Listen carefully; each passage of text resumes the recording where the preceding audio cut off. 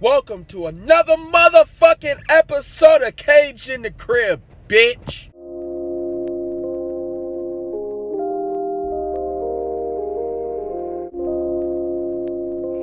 And standing to my right, standing at 5'10", weighing at 130 pounds, hailing from bumfuck nowhere, Michigan, Dave the Butcher Clifford. Butcher, what's up, man? Thank you for being on Cage in the Crib. Hey, thank you for the rousing introduction as well, my homie. I appreciate that. No problem. Let me hit a little bit of, something with you. So, well, I smoked 2 joints in the morning. I smoked 2 joints at night. I smoked 2 joints on Cage in the Crib. We gonna talk some shit tonight. Woo! Woo! So, the Butcher, how'd you get that nickname? Well, to be honest, I cut meat for 10 years before I grabbed a microphone. And the first promoter I met was at an open house for one of the people I was training that actually ended up taking my job, which I willfully gave to him. And he gave me that nickname, and I kind of said, well, let's run with that. I mean, it's kind of funny. I'm a little dude that doesn't really do anything but yell. So let's do it, And then, funny story, though, I was doing fucking family research, and in the 1400s, there was a lord that was a Clifford. I haven't done all the research to see if it's for sure, but fuck it, man. I'm going to claim it. This dude cut off the head of his rival's child so he wouldn't come back and seek revenge, mailed it to the then king with a paper crown on it. They called him the Butcher from then on. So it's been in my family since the 1400s, so I'm keeping it. Okay. So how did you get into announcing? I met a dude at an open house, graduation open house in, 2008, 2009-ish, 10 years ago now, more than that. And I heard he was doing shows in Traverse City at a nightclub, right? I heard their cheesy commercials on TV. I had no idea that it was real fighting. It sounded like pro wrestling with the way the commercials were. I didn't know if it was like staged or not, Because at that time, I basically thought that NHB was gone. I didn't realize the UFC had brought weight classes back and everything, I didn't know. So I got into it there. I did a Michael Buffer impersonation for everybody at this little party and said, you need a ring announcer. And I took Pete Trevino's job. My very first job I stole from Pete Trevino. So you're a weed connoisseur, and it just became legal in Michigan. How do you feel about the devil's lettuce? I love it. I think that what's cool about it is you don't just have to smoke it to get high. A lot of people are finding a lot of great medical uses now that it's free to use. And I'm all for that. What I did do, I never got a motherfucking card. I made it the whole 10 years. Nice. So, who are some of your favorite fighters? Fedor Emelianenko, I gotta say, was one of my favorites because of the way he does it. I understand he didn't get a chance to fight all the greatest of his time, and that's sad. It would have been cool to see Couture versus Fedor and some of those other fights. Fedor Emelianenko, it's got to top my list for sure. And Jerry Millen, if you're watching, you let him know that the salmon are running here in March and April, and you can bring him up here. We're going to catch some. But seriously, Fedor for sure. As far as Michigan goes, Terry Van Avery. It's the only one. Okay, cool. What are some of your favorite promotions? WXC, and you really damn near need look no further, but I also like Big John's MMA because they use, WXC has the best commentary team out there in the entire world, and Big John puts on, he's been at the forefront of legitimizing and regulating this properly for a long time, and people have slept on him. So I like that he's kind of emerging as a voice more so than he's ever been before. And he also uses the best ring announcer that anybody could possibly use. So those are really And Conrad Laux, Soulfly Combat League, him and Pinnacle Fighting Organization with Brett Spardella, they got really good taste in ring announcers as well. So if it's not one of those three, the rest of them fucking suck as far as entertainment value goes. You see these shitty announcers that are just, why? Why would you do that when you got a guy like me that's willing to go? And, you know, I'm independently wealthy, so I work fucking cheap. You know, I don't understand. So I get pissed at those guys. And so it makes my life more fun when I wake up pissed off at someone other than my wife. So I do appreciate them, and I like the people that fight. You know, and I don't have any problem with any fighter taking money from anybody. Do whatever you do. You're already in the public eye. It's not up to me to say you suck. You know, I shit on the state, and I shit on promoters, and I mainly shit on fucking horrible ring announcers. God, what the fuck is going on over there on your side of the state with these touch holes? Touch holes. I couldn't tell you. So, who are you currently working with? Like, what promotions are you currently working with? The three I just named. I'm a commentator for WXC. We got a huge announcement coming up very soon that y'all are going to love. Okay. And it's going to get your boy paid. And Big John's MMA and Pinnacle Fighting Organization. That's it. Are there any promotions that you'd like to work with? No. Turned all the rest of them down. And I still would. If you call me, the answer's fuck you. So who would you never work for or work with? Well, one is obvious. Well, you know what? I would. I might. There's nobody I would never work for, I guess. I wouldn't say that because, you know, the people that just heard what I just said, if they get a hold of me and they want to negotiate a little bit or talk to me or tell me why they've made such a horrible, why they've committed the cardinal sin of, you know, if you're trying to match the best fights you can, all right? And I know a couple people out there that don't hire me or can't, or they, you know, unlike Phil, he's my homeboy, so I'm not mad at, like, Pete. Pete offered me a job in commentary, but I'm exclusive. So I guess I'm not going to vouch for anybody, but I like the crew at TWC except Drew Gardner. God, that fucking guy. I mean, I like him and respect him, but fuck. So, are you the best? If so, why? Because no one understands what the fuck's going on between a crowd and the action in a live arena, and what people are going to see whenever they watch this, whether it's live or on YouTube for time immemorial or anything.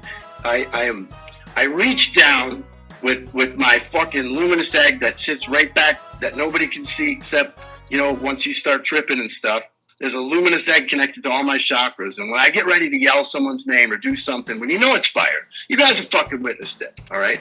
And I send tendrils of soul machismo down into the center of the fucking earth.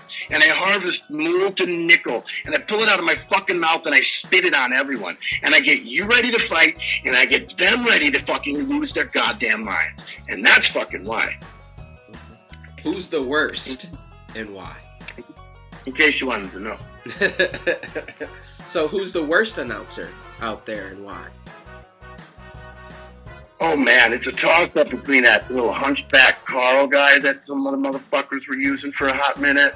Carl Russell? You know, Jesus, yeah. I mean, why? Just stick to bringing the weed and work on your little mad scientist game that you run on people when they sit in your car and smoke with you. That'd be fine. You can hang out. Don't put a fucking teeth. Come on, man. Fucking dildo. Straight up. Motherfucking dildo. And so, also we got, you know, and the thing about Johnny Ortiz is he's a pretty good microphone speaker, but the fucking, the weird little persona that he like tries to be. You know, you see me mock it on YouTube, and I nailed it. You know, and I guess to me, that blowhard, and you hide behind being a veteran and charities and all these different forgiveness, and you know, you build these walls. That's funny. You build these walls around yourself Nobody can shit on you for being a little bit of a fucking blowhard and kind of full of shit, which everybody needs to hear, including myself at times. Somebody needs to tell me once in a while. If my breath stinks and I'm about to go on a dance floor, hand me a Tic Tac, homie. Work with me. So, for those that haven't seen the what is it, Johnny Blow on YouTube, right? Johnny Blow. If you put in YouTube, either Dave the Butcher Clifford, all one word, DAVETHEBUTCHERCLIFFORD, and or put in Johnny Blows. That's Johnny with a G, GIANNIBLOWS, The Chronicles of Wind. And I've worked in another guy who I thought was gone. The guy that does Lights Out. And I understand that he sells some sponsorships, and I understand that he brings a little something to their table, but should have never gave that dude a microphone. Why? You talking about Tim O'Leary? My buddy, like he sits, like if he's at a fight I'm at, he sits where I can see him. And what's funny is like it fueled me. I was at a show last time, and I broke the microphone. I fucking killed it. I spit too much nickel in it. It fucking killed it. They couldn't figure out why. It's a microphone that had been screamed in by everybody from David Lee Roth, the motherfucking, people that play at casinos and stuff. I'm sure the American Pickers spoke in it. And like, are they a couple? I have no idea. I want to pretend I have a bunch of antiques so I can just ask them, you guys gay or what? If you want to bump some Peters, I'm cool with it. So, tell me about when you worked with Skip Gnosis for the first time and he tried to steal your honey swag. You know what? Despite the ties to Drew Gardner, that dude likes to put on a show and wants to. And he did a good job at his little hometown ones in Ionia. I like that guy. Why wouldn't you do it for me? What the fuck would you? I advise it. If you want to be good at something, watch fucking me. If you need advice with anything, ask me and try what I say. I promise. Then why'd you switch his cards up? Oh, I did that to fuck him up because you're supposed to check. Look at that shit. I do. I know that I'm up from my seat and my cards are sitting there vulnerable. Like my huevos in the locker room. Vulnerable. Seriously.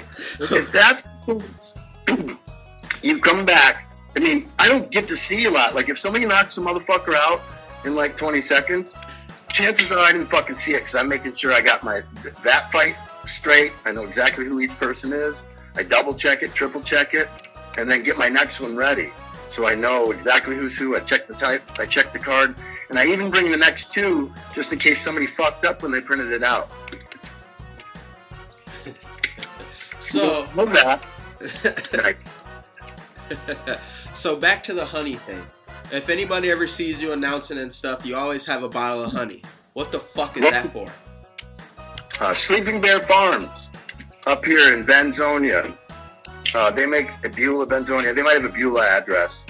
I don't fuck with Beulah though. You gotta be careful. Why do you always have the honey with you? What's it for? I drink it. I do a couple things with it. It's sugar that's mostly already broke down, so it's just a nice amount of energy. It coats and soothes my throat so I can deliver the nickel. Otherwise, it'd burn the fuck out of me, probably. It's coming from the center of the fucking earth, man. So, I read, you know what? I'm going to stop lying about that. I read Mariah Carey's fucking biography because she hits high notes for long periods of time, night after night, touring, right? Yeah. Mariah Carey's singing high as fuck and nailing it right on pitch.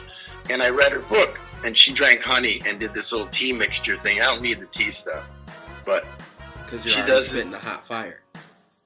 Yeah, and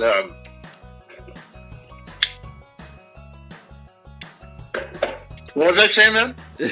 You were talking about Mariah Carey and your honey, and that you read in her book, and the flaming hot nickel. I used to work there. Okay. And I would harvest honey because I'm not allergic to bees or anything, and I'd get it for free all the time. And then that's the honey I always use because it's local. There's bee boxes near my house, and I consume it regularly. I put raw honey in my coffee from them. I never get fucking sick. I could lick the doorknobs at a hospital. So now, so tell me some people that you like.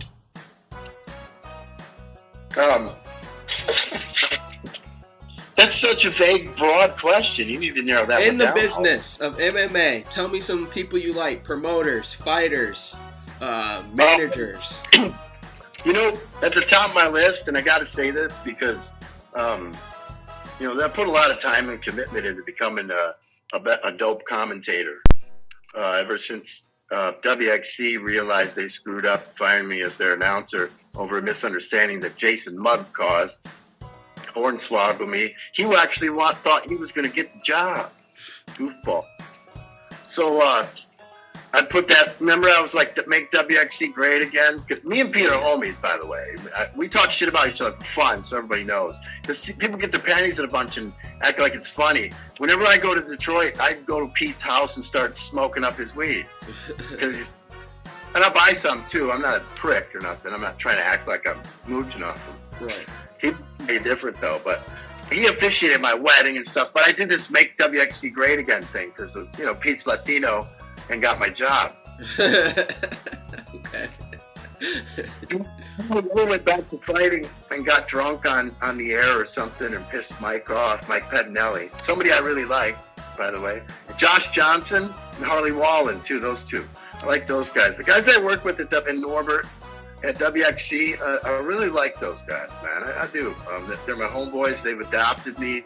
So when Big John retired, I didn't really have a home. John was the first person I met at a show. He was the matchmaker and partner of the guy that found me at the open house. So I went to Alpena in a borrowed suit, had Jordans to match my tie, and I didn't know what the fuck I was going to. I had no idea what MMA was. He had to tell me everything.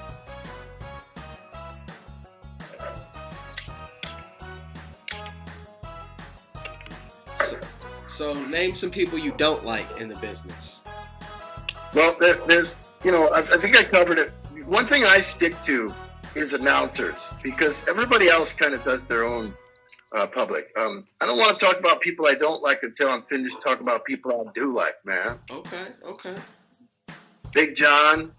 I really, you know who's actually cool as shit?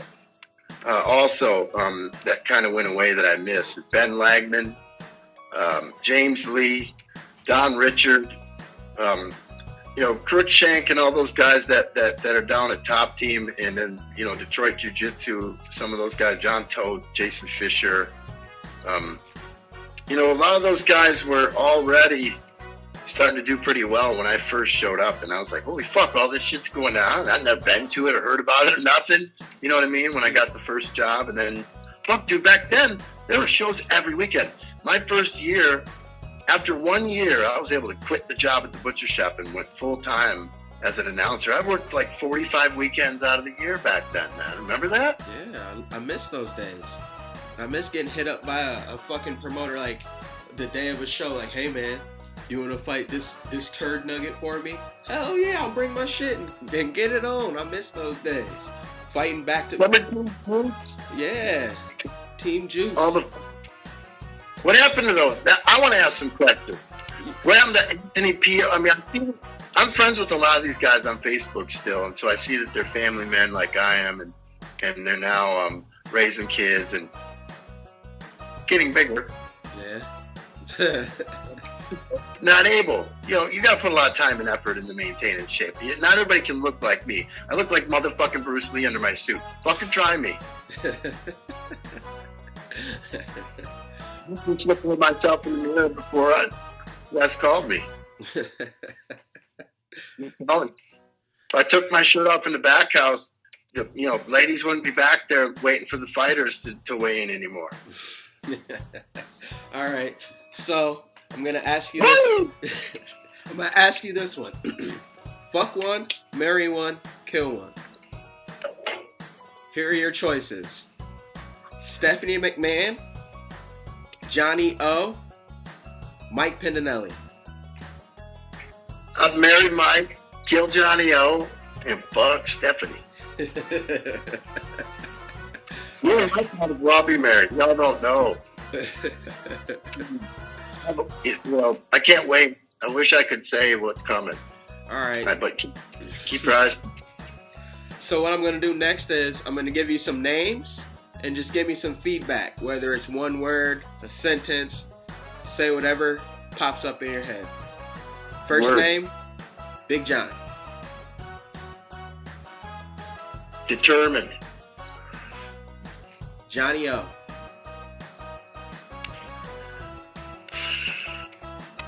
You know, he just tried so damn hard, doesn't he?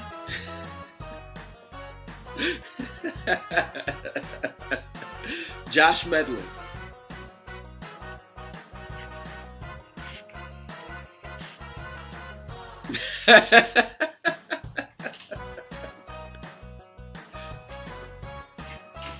Matt Friendo. I gotta say, fuck racism, man. I have to. It's our job. I was told as a young kid, you know, my father worked with Colin Powell. They often had lunch together, worked on their cars together and shit when my dad worked at the Defense Department.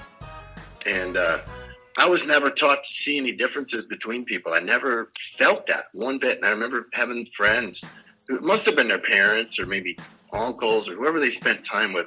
Maybe a lot of kids spent time with their grandparents in the late 70s and 80s. I guess there's a chance that there were kids spending time with their grandparents. But whenever I would see or hear kids talking like that, you know, and I'm not some I'm not going to act like I'm I was Captain America. I always looked at them and told them no. But I noticed and I kept in mind, I went, all right, I see how you are. I see. And most of the time it was really, especially where I live in the middle of nowhere, man, it was just plain ignorance. And those people were easy to educate. And the teachers would do it where I live. All my teachers were Democrats. And it was fine. I never had a problem in my life. I never saw it much until, I lived on a reservation for a while. And there were a lot of Indians there that we'd have interesting conversations. This was in the 90s. But we broke through these barriers together. And that's what people do. And what Josh did was the opposite of that. So I'm gonna address that, you know, and people like that need to be extricated. When he came back and tried to apologize, everybody went like this. And we didn't fucking hear one. That's all. Next on the list. That was the next one, right? Yep, Matt Friendo. You know, that dude's still on the come up and stuff, and he seems to be pretty eager and want to do stuff. I don't think he threw that guy under the bus for any reason other than I think he finally realized you can't let someone talk like that for very long.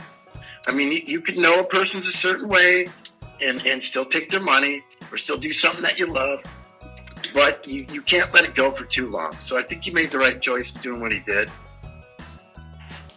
Gabe Howard. Who? Gabe Howard. Gabe Howard? Yeah. That's my homeboy. I hung out with him and his brother the first show, that Alpina show. And I had a bunch of weed. I brought like a half pound with me. They had a Lincoln truck. And I was like, let me get in your Lincoln truck and roll some doobies. And I pulled out my fucking, I pulled out my motherfucking... and we became friends, and I've loved those kids ever since. They're, just good people. You can't fucking go anywhere. You can't go further than that. Good people. Good dude. Shane Martin. Where the fuck did he go? I loved Shane Martin. He was an awesome guy, great to work for, very pliable and easy to work for. He got freaked out about Doc. I better not talk about that guy again. He got freaked out over some bullshit, and he's the reason, in my opinion, that we have a Josh Medley. Because I think he got rid of some of his shit when Josh started doing stuff, because he just rolled out. I've tried contacting him. I've sent messages to his wife. I saw their little Facebook they had going not long ago. They had activity on their Facebook. So I got a mullet kind of going on, motherfuckers. Fucking hockey mullet on the WXC February 1st. I'm asking for it to be cut into a fucking sweet dumbass mullet, dude. I'm gonna kill it. All right. Next on the list, Tim O'Leary. Didn't I already cover that? Kind of. The Deacon. Well, I'll tell you something else, guys. This is the finest fucking weed you've ever smoked. I will tell you that. Muzzles in the fucking mouth. God damn it. And don't come up to me like we're cool. You know, I'm not enemies, but don't come up like we're fucking boys or like we need to be on any same pages. We don't. Fuck you. Phil the Voice. That's my boy, man. I was at his wedding and shit. I've been his boy for a long time. We talked. I like the way he does things. He's never been one to strut around stuff. He was here before me. He was damn near like the first announcer doing shit here in Michigan, you know? I like him. He's my own boy, man. He's a grandpa now. I'm loving that shit. And if he's ever ready to give up TWC, I'd love to go work there. Right on. Conrad Laux. Great guy. Don't get depressed. A lot of people love you, not just because you paid us and stuff. Very clever. I'd like him to write for my show when I come up with it. I'll plug it later. Terry Van Avery. Fuck, man. I gotta tell you, the first time I remember that dude, he had an entourage. He had some gal, this little waif. She used to fuck a lot of people around the scene, too. Fuck was her name?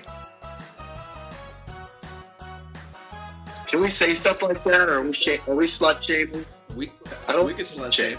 It's my show. We can slut shame if you want. I don't want to slut shame because make sure my wife can hear me. I like sluts, you know. I can't fuck them no more, and I don't. But you know what I'm saying. So anyway, that gal came around. Terry wore them cop sunglasses, and he was pretty good because at that time, to be pretty good, he put in more work than most people did. He was doing almost a regular like training regimen, like what you would see even some of the pros or better, more experienced fighters doing at that time. He had a decent crew around him, I remember. Some of which aren't here anymore, or left the earth even. But I remember telling John, because he booked him in some, I think it was a 170 title. It might have even been a 45 title fight back then that I announced. And I really liked the style because you guys adopted pro wrestling and you brought a clique and you had an entourage, you had personalities, you cared about talking to the fans and involving them, cutting promos and doing things like that. And I've said from the very beginning when I stumbled upon this business that was growing in front of me that MMA needs a little bit of that pro wrestling, because one of the things I always wished I could see when watching pro wrestling was real fights. Next on the list, the limousine riding, jet flying, kiss stealing, wheeling dealing, son of a gun, woo! Ric Flair. Oh man, coolest thing ever. This guy, Chris Maltzberger. Got to give him a shout out from Quad Cities in Illinois there. Hotbed for MMA, by the way. You know what that is. The Militich fighting systems there. We got several champs. He got me an interview with Rick on my old show, UMOR Live. And so I actually had to talk to him. And I got to tell you what else. People from my hometown, for years, I would go to parties, even when I was a little too old, and I wouldn't really get all that drunk. I've never been much of a drinker. I would drink, but more or less wait for everybody to be drunk, and I would tell everybody that there was a Learjet coming from Charlotte, and I would get around the fire, and I would bring extra clothes and things like that, and I would get everybody's attention, and I would go through little nature voice soliloquies, but I would involve people around, people in the little cliques and talk shit or do things. And then I would burn my shirt. Sometimes burn my pants. Go a little too far. One time I burnt everything. And the chicks loved it. But dudes would get mad at me. I'd get hit with beers. So I pretended to be the nature boy. I mean, people called me that for a long time where I lived. That person embodies my lifestyle. How about Reza Ramon? Oh, I love the back nine. And how about the story? You know, dude got addicted to painkillers. I got to party with Kevin Nash after a pay-per-view event. Because actually, I saw him. I stalked out and got, just met a bunch of wrestlers. I didn't even ask them for autographs or get pictures. This was in 2000. There's a pay-per-view. WCW NWO Sold Out. It was the one where Chris Benoit won the WCW title and was on Raw the next day. Ditched it. It was that time period. It was awesome. I got to meet Michael Buffer that day. Changed my life. He was a cool dude. Fist bumped me. And I shot. Of course, I said, let's get ready to rumble. And he looked at me and he goes, damn, man. I said, that's about the best you've ever heard it, isn't it? Because I'm coming. And that's why the Buffer brothers won't fucking endorse me. I asked. I said, about some of the good videos and shit. I wasn't quite good enough yet, though. But what was I talking about? I was getting into something really good. The wrestling. Yeah, Kevin Nash. I never seen somebody eat so much fucking Vicodin, bro. He had one of them. He had one of them pill bottles that was like this big. You know what I'm saying? They had fucking poured it in his hand and just ate them. Because those guys hurt, man. They're not necessarily getting high. They're fucking hurting because they're beating the shit out of themselves. So Razor Ramon's success story, beating the opiates and becoming himself again. I've always loved that dude. One of my favorites. What about DDP? Bang! Well, I never much cared for that dude all that. But after wrestling, I love what the fuck he's doing. He's like the king of positivity. What about the man with the 24-inch pythons, brother? Hulk Hogan. One of the things I can say is I was a big mark because I was like 10 years old. Hulk Hogan beat the Iron Sheik, which is Iran, for the heavyweight championship. I got to watch that, and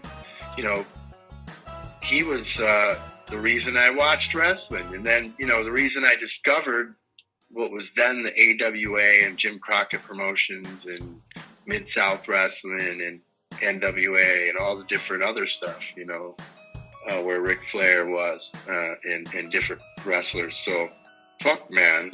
I think he got hosed, too. It was weird how they did him dirty with the N-word stuff, because as far as I could tell, from the clips they played that were supposed to be incriminating, they were out of context, because he was talking about how black coworkers would call him that. And that's happened to me. I was told by D. Lee that that I was drafted in place of Marcus Smalding, because Marcus Smalding's been spending too much time with his kids. And I hate mayonnaise and only wear Jordans. I have 8 children and 4 babies, mamas. I got drafted. So I think Hulk Hogan kind of got, as far as I know, I don't think Hulk Hogan was a racist, and I think he got hosed. So I'm going to look past it one time, because I think that was weird manipulation shit. So, but I've heard he's a dickhead. So maybe someone was just getting him. You know what I'm saying? Which I understand. So I like to get motherfuckers, but I wouldn't do it. I wouldn't be sleight of hand like that. I wouldn't be dastardly. They actually brought him back. They reinstated him, let him back and shit. I think they must have looked at the evidence, because I didn't see anything. I was like, that's way out of context. I listened to the interview. They were asking him about, black coworkers call him that name. And I have black people call me that. And I don't get pissed off. And I'm not going to repeat it or use it. I'm smart enough to know better, Next on the list is Randy Savage. Actually, I got to meet his brother, Lanny Poffo. My aunt, my dad's sister's husband, lived in Downers Grove, Illinois, and knew their dad. And I went to a place where they worked out, where they had a wrestling ring and shit. And Leaping Lanny Poffo, he's the poet laureate of the WWF. I got to meet that dude. His brother was just all out, man. The thing about some of them wrestlers was they were fucking just adrenaline flying at all times, like the Ultimate Warrior. Like I got to interview Rick Bassman, and he put together Sting and the Ultimate Warrior and all kinds of wrestlers and MMA fighters, by the way, couture, early fighters and things like that. Should look up Rick Bassman. He's a guy behind the scenes that nobody knows about. I got to spend time with him in Arizona too. Good guy. But those guys were like just rage it. Roid rage, whatever the fuck, like doing probably some kind of legal speed, caffeine, coffee. Coffee will do that to get me amped in front of a crowd. I don't snort nothing. People think I fucks. Next on the list, Justin Overton. Who's that? The Butcher. Solid. The Butcher. Who, me? Yep. What do you got to say about The Butcher? All I got to say is get yourself UFC Fight Pass or ESPN Plus or whatever it ends up being on. Pay attention to the commentary team for WXC. February 1st, Night of Champions is one. And then there's going to be a pretty regular occurrence coming up. You know, and I can't say any more than that. I want to tease it because it's a big bad motherfucker. There is something wrong with the Muskegon thing, though. That was fucking weird, wasn't it? The fuck do you think about that? I never got to hear shit about that. It was like it came and then... What? Nobody gives a say nothing? What happened? What? With Triple KOP's return. Oh. Man. Honestly, Did you go? No, I didn't go. I tried to look up the results. It was kind of couldn't find the results as quick as I wanted to. It took a little bit, but Not me. I got sent all kinds of crazy shit. See, and I like Danny Yates, and I think that was a bad idea to pull the trigger on a fight like that. Yeah. There are other people out there you could have done better against. I think Dan Yates just thought so highly of himself that he was gonna win because of like how he did against Chaos and Devin, and then plus the only color that people really see is green, so they probably were giving these guys a good payday. I don't buy that. I don't know. That's what I think. I don't approve of that very well. It depends.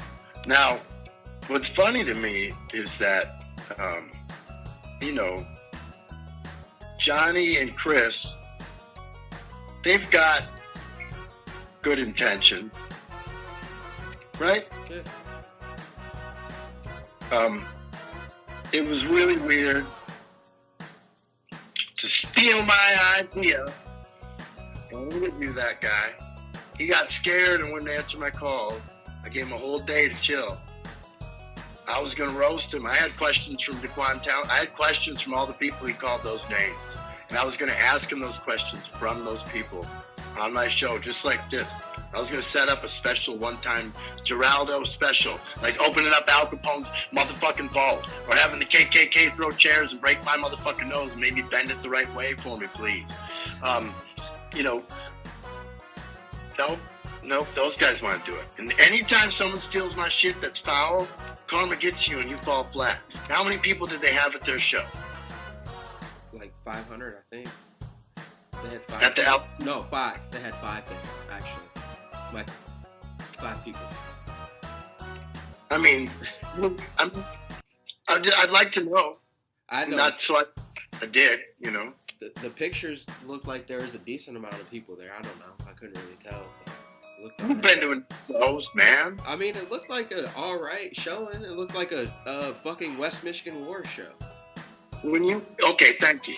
All right, got it. That's how many people were there. There were hoes? There might have been some Muskegon hoes there. I mean, I didn't go. So now it's time for my favorite part of the show. It's where you cut a promo.